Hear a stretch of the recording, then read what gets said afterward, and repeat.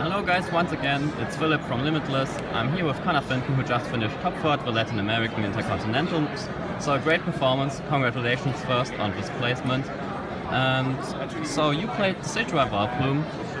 And so tell us first, going into this tournament, what was your thought process? So I guess you were wondering what people might play, you were testing the matchups, and you were expecting a certain field of players. So what were your expectations going into the tournament, and what was your preparations and thinking?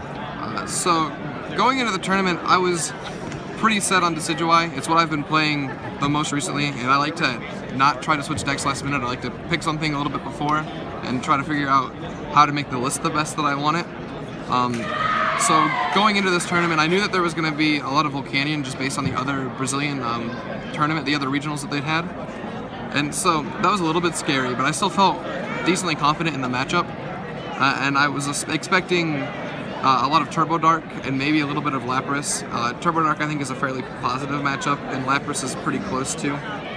If anything, the deck was more a comfort pick because it's what I've been playing for all the League Cups for the last month or two.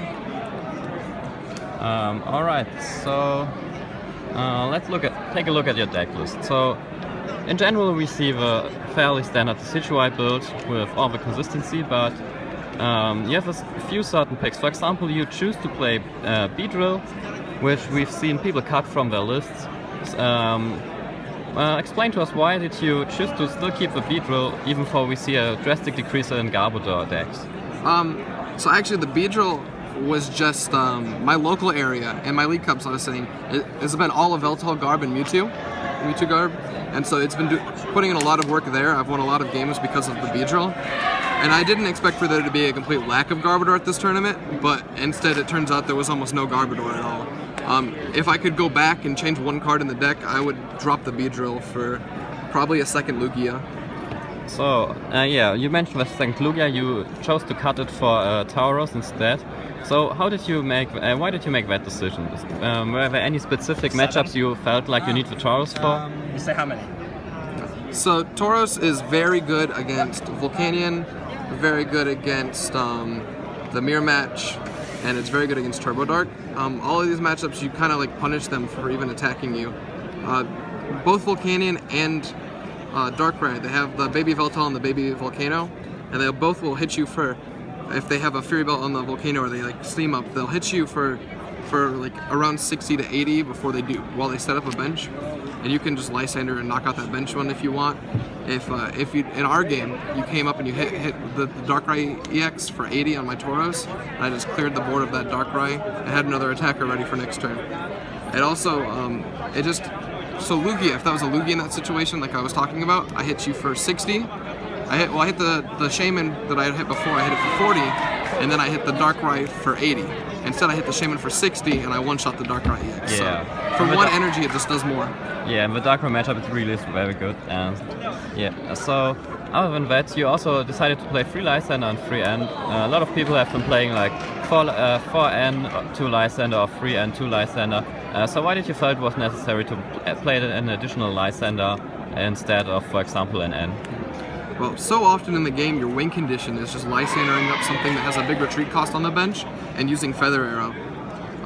So like the third Lysander just lets you hit it later in the game and also early when you need it.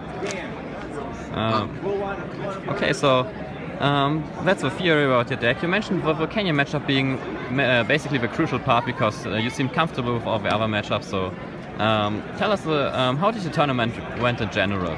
Well, all of my losses were to the Mirror Match. All 4, the 3 in Swiss and the 1 that I had in top 4. And in 3 of those games, I went second, and it was just they got the turn 1 lock, and I just didn't do much. The Volcanion matchup, I went 3-0 against over the weekend. That's quite good. Yeah, I beat it rounds 8 and 9 in matches that I needed to win. My round 9 matchup, I attacked with Decidueye once with a GX attack in the entire best of 3. And I never attacked with Lugia or Tauros. All of my attacks were GX attack or Shaman Sky Returns. The only attacks, I still won the 2 games in round 9, which was interesting. So how did your Tauros perform in the tournament actually?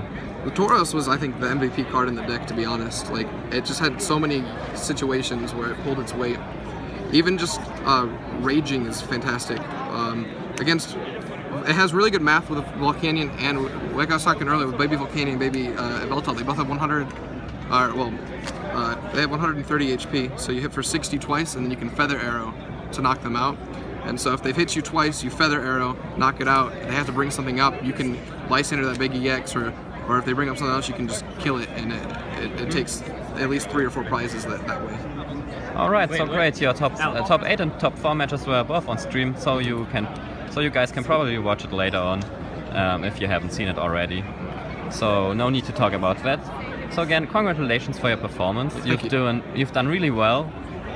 Especially when you think about that in all the drafts we've seen in Europe, you've been overlooked, kind of. Yes. People were thinking about picking some random judges that considered playing instead of you, so it was really ridiculous. Yeah. So you have a great finish. I'm pretty sure you're very happy with it. Now, yes, for sure. You should have quite a comfortable position in the American rankings. Yeah. So are you very satisfied with this tournament, or is your ambition getting something more? No, like, obviously I would have loved to win the tournament or do better, but I couldn't be happier with the top 4 finish. It puts me, like you said, very comfortable in the North American rankings. I'll either be 2nd or 3rd, depending on some League Cup stuff that goes on. And I'm at over 900 championship points now, so I'm in a really good spot. Yeah, okay. Thank you for your time, and good luck in the future. And see you guys next time. Thank you.